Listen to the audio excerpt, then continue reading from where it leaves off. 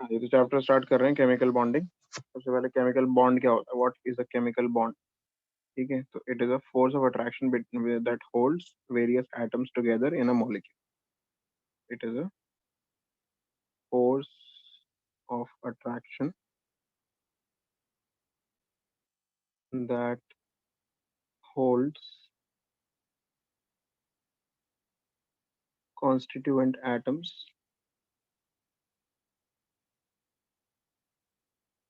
together in a chemical species, in a molecule भी बोल सकते हैं, ये chemical species is the right term। ठीक है, so there are multiple types of a chemical bond। major types जो हैं वो है ionic bond,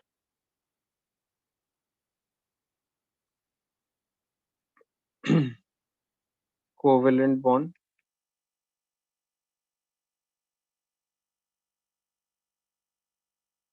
covalent bond जैसा ही coordinate bond।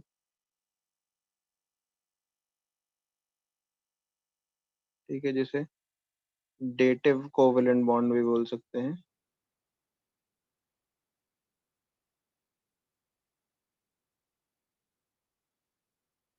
metallic bond।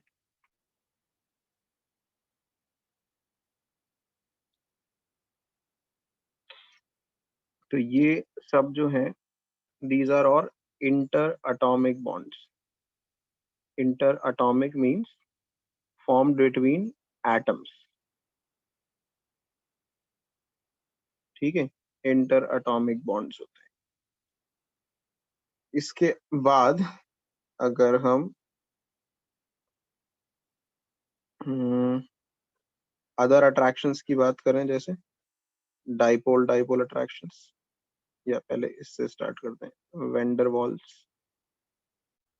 Vendor walls भी नहीं बोलते, लंदन फोर्सेस बोलते हैं। लंदन फोर्सेस या डिस्पर्जन फोर्सेस,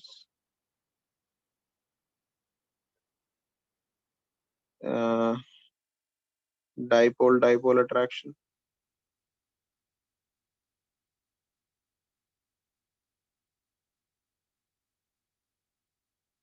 और hydrogen bonds. These occur between molecules. तो ये इंटर मॉलिक्यूलर होते हैं, मॉलिक्यूल्स के बीच में इंटर मॉलिक्यूलर बॉन्ड्स होते हैं।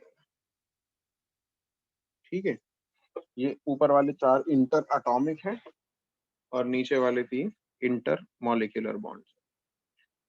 ठीक है, एक एक करके इनको सबको, इंटर अटोमिक बॉन्ड्स को स्पेसिफिकली, ऊपर वाले जो दो हैं स्पेसिफिकली आयनिक और कोवेलेंट बॉन्ड, इसको डिटेल में पढ़ेंगे। कोऑर्डिनेट बॉन्ड्स और मेटालिक बॉन्ड्स मैं ब्रीफली बता दूंगा बाद में इस चैप्टर के। तो आयनिक और कोवेलेंट बॉन्ड्स क्या होते हैं, लेकिन उससे पहले हम केमिकल बॉन्डिंग को एक्सप्लेन करने के लिए जो थ्योरीज यूज की गई हैं वो डिस्कस करें। ठीक है, तो theories explaining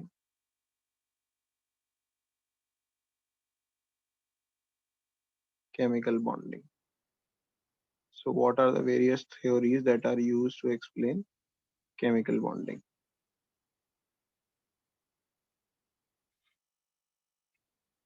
The first, causal Lewis approach to chemical bonding। Sir sixth वाला क्या था?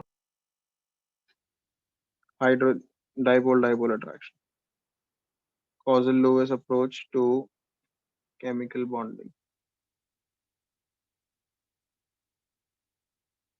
ठीक है, this can be summarized as octet rule।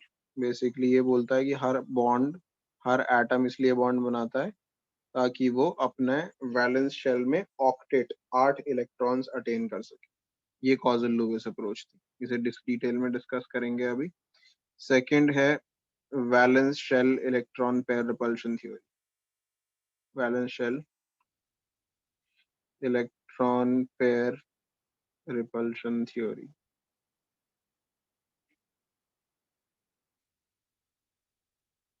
is called VSEPR, valence share electron pair repulsion theory. ठीक है, ये बेसिकली मॉलिक्यूल्स के शेप डिटरमाइन करने में हेल्प करती है, जो कि कॉजल लुईस अप्रोच नहीं कर पाई थी पहले वाली। तीसरी, valence bond theory. Valence bond theory यानी VBT हाइब्रिडाइजेशन को डिस्क्राइब करती है, how a chemical bond is formed between various atom. ये मैकेनिज्म को बहुत फोकस करती है। The fourth one is molecular orbital theory. So this describes the wave nature, the electron waves. It uses electron का जो wave nature है, यानी quantum mechanics को use करती है chemical bonds को describe करने के लिए। ठीक है, wave nature of electron को use करती है chemical bonding को describe करने के लिए कि chemical bonds कैसे बनते हैं, molecular orbital theory. ठीक है, so none of these theories, it's not like the model of atom that the first one was wrong, then the second one came, and then second one was wrong, then third one came. ऐसा नहीं है कि कोई गलत थी इसलिए दूसरी theory आई। हर theory ने कुछ ना कुछ डिस्क्राइब किया, कुछ चीजें वो डिस्क्राइब नहीं कर पाई तो वो दूसरी थ्योरी ने डिस्क्राइब की। none of these theories is completely incorrect, none of these theories is completely correct. Every theory has some points that describe the bond's nature and some limitations. ठीक है, तो चारों थ्योरीज इंपॉर्टेंट है, उनके limitations भी और उनकी इम्पोर्टेंट उनके एडवांटेजेस भी। तो सबसे पहले हम जो कॉजल लुईस अप्रोच है पहली वाली उसको डिस्कस करेंगे। ठीक है, first we will discuss Kossel Lewis approach to chemical bonding.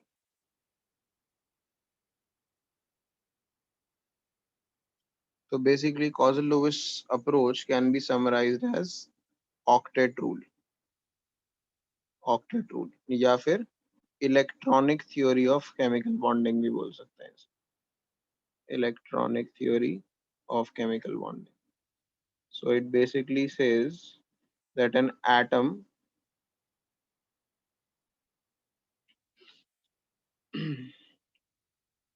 that an atom completes octet by sharing or transferring electron from an electron rich to electron deficient atom in order to have an octet in its valence shell. ठीक है। Yes, sir.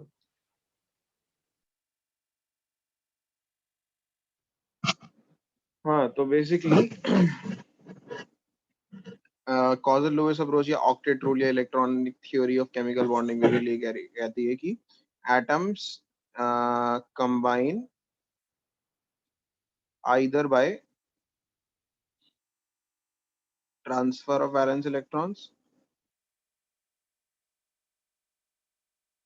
or by sharing of valence electrons। ठीक है, to attain octet. Proper notes मैं भेज दूंगा, अभी इतना time नहीं है प्रॉपर नोट्स लिखवाए जा सके। वैलेंस शेल में ऑक्टेट अटेन करने के लिए या तो इलेक्ट्रॉन्स शेयर करते हैं या फिर ट्रांसफर करते हैं। ट्रांसफर करेंगे तो आयोनिक बॉन्ड बनेगा, शेयर करेंगे तो कोवेलेंट बॉन्ड बनेगा, दोनों ही चीजें पॉसिबल है। ठीक है, तो ये है कॉजल लुईस थ्योरी या ऑक्टेट रूल। अब इसको यूज करते हुए हम कोवेलेंट और आयोनिक बॉन्ड्स को डिस्कस करेंगे। तो कोवेलेंट बॉन्ड क्या होते हैं और आयोनिक बॉन्ड क्या होते हैं। कोवेलेंट बॉन्ड क्या है? Bond formed by sharing of electrons, sharing of valence electrons. तो इसके लिए एक सिंपल सा रूल याद रखना है, NaS रूल। ठीक है, कोई भी मॉलिक्यूल बनाना है अगर आपको ऑक्टेट रूल का यूज करके, तो उसके लिए रूल याद रखेंगे हम NaS रूल। तो N क्या है? N है इसके अंदर number, total number of valence electrons. Total number of valence electrons कितने? A है electrons in complete completely filled valence shell.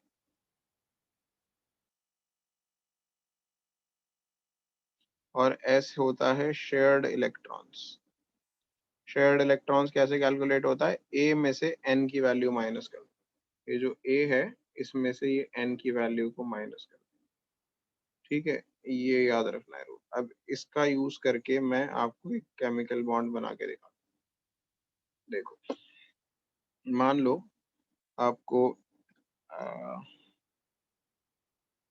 Sulphate नहीं लेते, लेट्स टेक कार्बोनेट आयन का स्ट्रक्चर बनाना है, CO3 माइनस आयन, ठीक है। तो CO3 माइनस आयन का स्ट्रक्चर अगर आपको बनाना है तो सबसे पहले आप इसकी N वैल्यू निकालेंगे। N वैल्यू का मतलब क्या है? नंबर ऑफ वैलेंस इलेक्ट्रॉन्स, जितने भी total valence electron. Carbon atom है इसमें और 3 ऑक्सीजन एटम है। कार्बन के वैलेंस इलेक्ट्रॉन कितने होते हैं? कार्बन का एटॉमिक नंबर होता है 6, कॉन्फ़िगरेशन होगी 2 4, तो कार्बन के वैलेंस इलेक्ट्रॉन हो गए 4। ऑक्सीजन का एटॉमिक नंबर होता है 8, कॉन्फ़िगरेशन हो गई 2 6, तो वैलेंस इलेक्ट्रॉन हो गए 6 हो गए ऑक्सीजन के, लेकिन 3 ऑक्सीजन दे रखे हैं तो 6 × 3 कर देते हैं, ठीक है। उसके बाद प्लस, प्लस क्यों कर रहे हैं हम? इसके ऊपर 2 माइनस चार्ज है। 2 माइनस चार्ज का मतलब क्या है? इसने 2 इलेक्ट्रॉन और गेन कर रखे हैं, तो जो 2 गेन कर रखे हैं वो भी तो ऐड करने पड़ेंगे। तो 2 माइनस का मतलब ये नहीं है -2 करना है, 2 माइनस का मतलब होता है इलेक्ट्रॉन गेन किए। माइनस चार्ज तब आता है जब गेन करते हैं, तो 2 माइनस का मतलब +2 करना है आप। तो ये कितना हो गया? 4 + 6 3 18, 4 + 18 हो गया 22, 22 + 2 हो गया 24, ठीक है। फिर ए की वैल्यू क्या होती है? ए की वैल्यू देखो क्या लिखा हुआ है, electrons in completely filled valence shell. अगर इनके वैलेंस शेल को कंप्लीटली फिल्ड कर दिया जाए तो कितने इलेक्ट्रॉन होंगे? तो ए की वैल्यू ना सिंपली 8 होती है, सब हर एटम के लिए। ये किसी भी चीज के वैलेंस शेल को कंप्लीटली फिल कर दोगे तो उसमें कितने इलेक्ट्रॉन आते हैं? 8 ही आते हैं।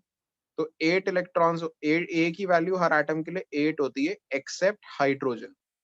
अगर हाइड्रोजन एटम है उसके लिए ए की वैल्यू क्या होगी? उसके लिए ए की वैल्यू होगी क्या? 2, क्योंकि हाइड्रोजन के वैलेंस शेल में 2 इलेक्ट्रॉन्स आते हैं। बाकी सभी एटम्स के लिए ए की वैल्यू 8 होगी, ठीक है। तो कार्बन के लिए 8, ऑक्सीजन के लिए 8 × 3, ठीक है। इसमें ये वाला जो चार्ज था इसका कोई मतलब नहीं होता ए की वैल्यू। तो 8 3 हो गया 24, 24 + 8 हो गया 32, 32 आ गई ए की वैल्यू। अब एस कैसे निकलता है? क्या बताया था मैंने? ए माइनस एन। तो ए की वैल्यू है 32, उसमें से एन माइनस कर दिया आपने 24, आपका आंसर आ गया 8। तो 8 जो आया है, एस आया है। एस क्या होता है? Shared electron. तो कार्बोनेट के स्ट्रक्चर में 8 शेयर्ड इलेक्ट्रॉन है। अब कैसे दिखाएंगे हम? तो इसका एक स्केलेटन बना लेते हैं पहले। कार्बन, अब देखो 3 ऑक्सीजन है 1 कार्बन है, तो ऑब्वियस सी बात है कार्बन सेंट्रल एटम होगा। ऑक्सीजन उसको सराउंड करेंगे। अब सराउंड कैसे भी कर सकते हो तुम, ऐसे कर लो या फिर प्रॉपर सिमेट्री में कर लो, बिल्कुल एक यहाँ एक यहाँ एक यहाँ, एक इक्वल डिस्टेंस पे हो जाए, प्रॉपर स्ट्रक्चर भी बन जाएगा, ठीक है। अब आपको क्या करना है, ये बना दिया आपने, ऑक्सीजन से सराउंड कर दिया कार्बन को। हर एटम के भी, हर 2 एटम्स के बीच में 2 इलेक्ट्रॉन का पेयर बना दो, क्योंकि 2 इलेक्ट्रॉन से एक बॉन्ड बनता है, इतना तो 10th क्लास में भी सीख लिया था। ये 2 इलेक्ट्रॉन बनाने का मतलब क्या है? कार्बन ऑक्सीजन के बीच में एक सिंगल बॉन्ड है, तो ऐसे 2 इलेक्ट्रॉन बना दो पहले सबके बीच में, ठीक है। हर कार्बन और ऑक्सीजन के बीच में आपने एक एक बॉन्ड बना दिया। अब देखो कितने इलेक्ट्रॉन्स शेयर हो गए, ये 2 इलेक्ट्रॉन, ये 2 इलेक्ट्रॉन, ये 2 इलेक्ट्रॉन, 6 इलेक्ट्रॉन शेयर हो गए। लेकिन आपको शेयर करने कितने हैं? करने कितने शेयर हैं? आपको 8 इलेक्ट्रॉन शेयर करने हैं। तो 8 इलेक्ट्रॉन अगर शेयर करने हैं तो 8 कैसे शेयर होंगे? यानी कि 6 हो गए, अब 2 और करने। तो 2 और करने हैं तो किसी भी एक बॉन्ड को आपको डबल करना पड़ेगा। यानी ऊपर वाला अगर मैं कर दूं तो ऐसे करके ऊपर एक पेयर और बन जाएगा। ऐसा नहीं कर सकते एक इलेक्ट्रॉन कहीं एक इलेक्ट्रॉन, क्योंकि इलेक्ट्रॉन हमेशा पेयर में ऐड होते हैं, ऐसे रैंडमली ऐड नहीं हो सकते। तो कोई सा भी एक बॉन्ड तीनों में से आपको डबल बॉन्ड में कन्वर्ट करना पड़ेगा, ठीक है। वो कोई सा भी हो सकता है तीनों में से एक, एक करना पड़ेगा, ठीक है। ये बार कर दिया आपने शेयर्ड इलेक्ट्रॉन। उसके बाद देखो हर किसी एटम का ऑक्टेट पूरा हो रहा है कि नहीं हो रहा। तो कार्बन का तो ऑक्टेट पूरा हो रहा है, उसके अराउंड 8 इलेक्ट्रॉन्स आ गए। ऑक्सीजन का ऑक्टेट पूरा नहीं हो रहा, इस वाले ऑक्सीजन को देखो तो इस पे 2 इलेक्ट्रॉन आ रहे हैं, तो यहाँ पर हम 6 इलेक्ट्रॉन और बना देंगे, 2-2 के पेयर में, रैंडमली नहीं बनाना, पेयर में बनाने। तो अब इस कार्बन का ऑक्टेट भी पूरा हो गया। फिर इस कार्बन पे, इस सॉरी इस ऑक्सीजन का ऑक्टेट पूरा हो गया। इस ऑक्सीजन पे भी ऐसे करके 6 इलेक्ट्रॉन बना देंगे। मैं इन इलेक्ट्रॉन्स को ना अलग कलर से बना देता हूँ ताकि पता लग जाए कि ये अनशेयर्ड इलेक्ट्रॉन्स हैं।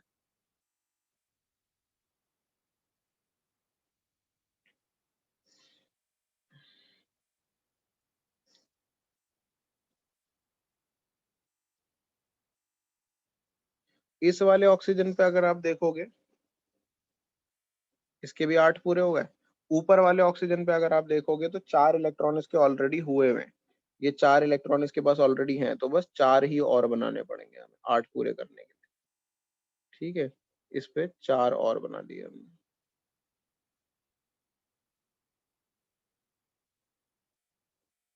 तो इसका भी ऑक्टेट पूरा हो गया।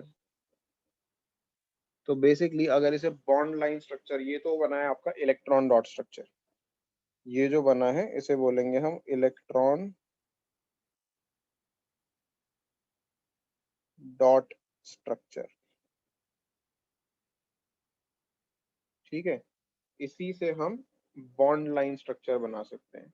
तो कार्बन के ऊपर 2 इलेक्ट्रॉन शेयर हो रहे हैं, तो ऊपर डबल बॉन्ड, नीचे यहाँ सिंगल बॉन्ड, यहाँ सिंगल बॉन्ड। ये जो बना है आपका, ये बन गया बॉन्ड लाइन स्ट्रक्चर।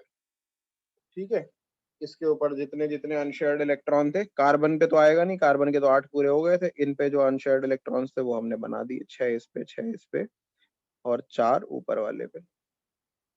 अच्छा, और जो माइनस चार्ज है वो कैसे दिखाएंगे? 2 माइनस चार्ज। 2 माइनस चार्ज दिखाने के लिए इस पे ऐसे करके ब्रैकेट बनाएंगे, स्क्वायर ब्रैकेट बाहर, और यहाँ दिखा देंगे। ठीक है, इलेक्ट्रॉन डॉट स्ट्रक्चर में भी चाहें तो ऐसे करके एक ब्रैकेट बनाएंगे और 2 माइनस दिखा देंगे। ठीक है, ये जो हमने बनाया नीचे, this is called as bond line structure.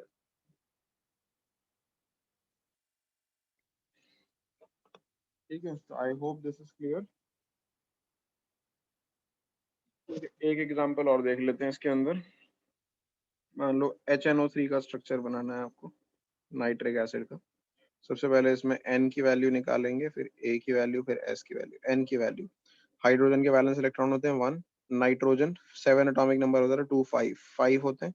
Oxygen का भी आपने देखे 6, तो 6 इंटू 3, ये आ गया 6 3 18 प्लस 6 24 आ गई इसकी वैल्यू। ठीक है, ए की वैल्यू मैंने क्या बताया था, हर एटम के लिए 8 होती है, सिर्फ हाइड्रोजन के लिए 2 होती है। तो हाइड्रोजन की 2, नाइट्रोजन की 8, ऑक्सीजन की भी 8 इंटू 3, तो 8 3 24 प्लस 2 32, 32 प्लस 2 34। ए की वैल्यू 34 हो गई। एस कैसे निकलता है? 34 माइनस 24, 10। ए में से एन माइनस कर दो, शेयर्ड इलेक्ट्रॉन 10 है इस बार। ठीक है, अब स्ट्रक्चर कैसे बनेगा? नाइट्रोजन बनाया आपने सेंटर में, 3 ऑक्सीजन है उसके अराउंड, एक हाइड्रोजन है। अब जो हाइड्रोजन है ना, ये याद करने वाली चीज है, ये कहीं से आप, इसका कोई रूल नहीं होता है।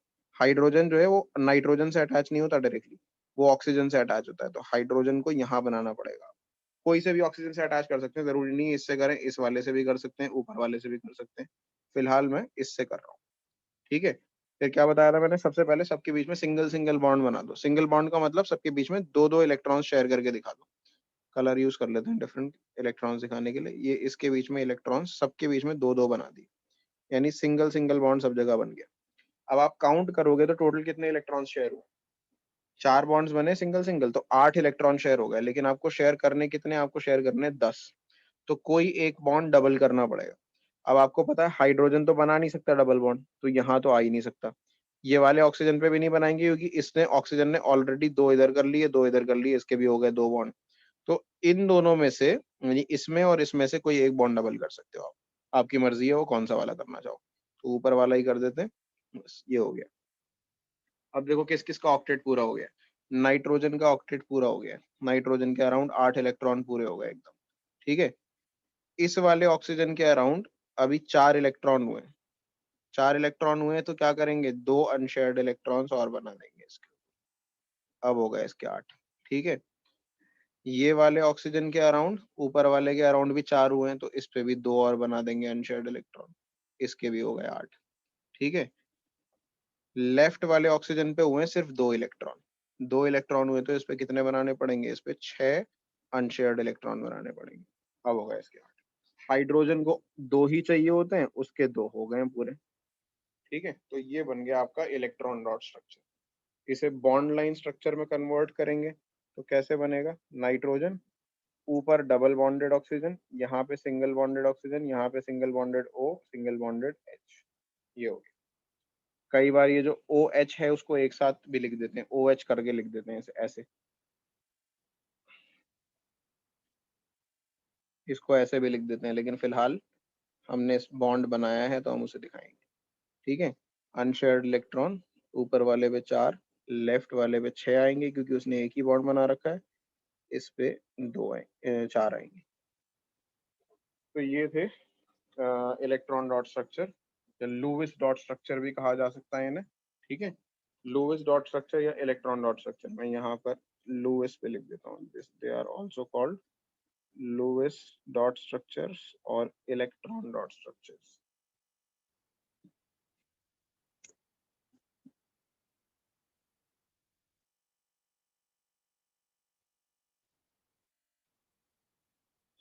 हाँ जी, तो अब एक कॉन्सेप्ट और बता देता हूँ, फॉर्मल चार्ज। फॉर्मल चार्ज का कॉन्सेप्ट क्या है कि एक एटम को कितने इलेक्ट्रॉन असाइन किए गए और कितने उसके पास थे, उसके बीच में डिफरेंस। ठीक है, तो इट इज द डिफरेंस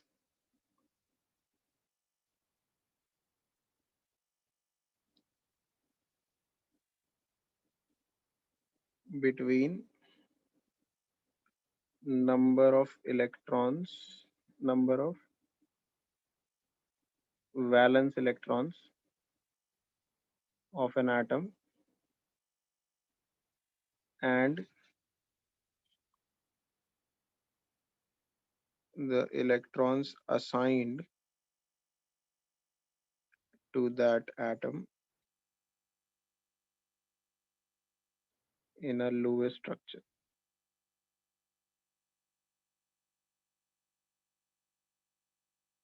तो उस एटम को कितने इलेक्ट्रॉन असाइन किए गए लुईस स्ट्रक्चर में और उसके एक्चुअल वैलेंस इलेक्ट्रॉन कितने हैं उसके ऊपर डिपेंड करता है फॉर्मल चार्ज। मैं HNO3 में करके दिखा देता हूँ फॉर्मल चार्ज आपको। अभी HNO3 का हमने स्ट्रक्चर बनाया, तो ये स्ट्रक्चर था। तो इसमें हर एटम का फॉर्मल चार्ज निकाला जा सकता है, हर एटम का इंडिविजुअल फॉर्मल चार्ज निकलता है। ठीक है, बहुत सिंपल सा फॉर्मूला है फॉर्मल चार्ज कैलकुलेट करने के लिए। तो फॉर्मल चार्ज का जो नहीं फॉर्मूला देखा है रियलिटी है।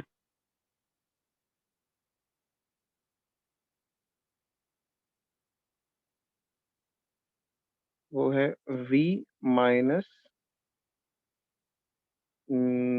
U minus half of S।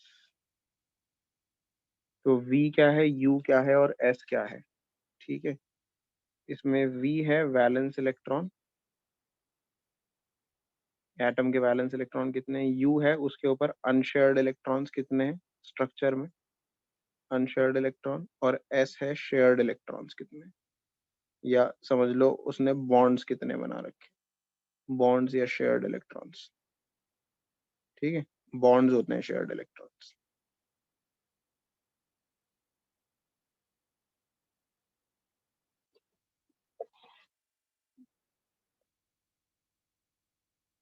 अगर आपको बॉन्ड्स मतलब ऐसे शेयर्ड इलेक्ट्रॉन ही ले लो, कंफ्यूजन हो जाएगी। शेयर्ड इलेक्ट्रॉन जो होते हैं ना वो बेसिकली कैसे निकलते हैं, 2 into बॉन्ड्स, जितने बॉन्ड्स उसने बना रखे हैं उसको ट्वाइस मल्टीप्लाई करो। एनीवेज, तो अगर हम इनको नंबर्स दे दें, इस ऑक्सीजन को, 3 ऑक्सीजन है ना, तो तीनों को अलग अलग नंबर देते हैं। इसे ऑक्सीजन नंबर 1 बोल देते हैं, इसे 2 बोल देते हैं, इसे 3 बोल देते हैं।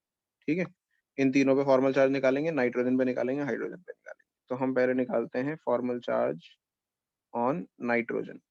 नाइट्रोजन एटम पे देखो, तो फॉर्मल चार्ज का फॉर्मूला क्या बताया अभी मैंने, वैलेंस इलेक्ट्रॉन V, नाइट्रोजन के वैलेंस इलेक्ट्रॉन होते हैं 5, माइनस अनशेयर्ड इलेक्ट्रॉन, नाइट्रोजन पे कोई अनशेयर्ड इलेक्ट्रॉन है नहीं है, 0, half of shared electron, half of shared electron यानी कि उसके सराउंडिंग में देखो कितने बॉन्ड बना रखे हैं, तो 4 बॉन्ड यानी 8 इलेक्ट्रॉन है इसके सराउंडिंग में।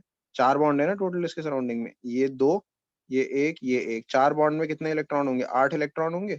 तो 8 शेयर्ड इलेक्ट्रॉन है, तो हाफ ऑफ 8।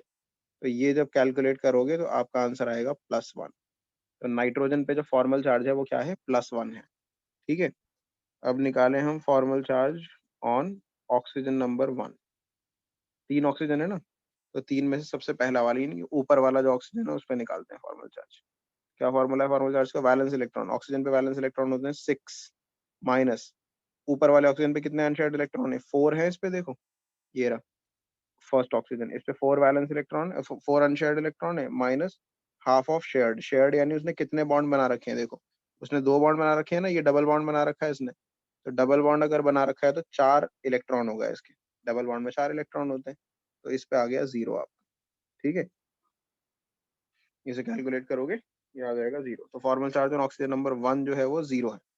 अब हम निकाल लेते हैं formal charge on oxygen number 2। Oxygen number 2 कौन सा वाला है, ये वाला, दिस ऑक्सीजन, इस पे फॉर्मल चार्ज निकाल।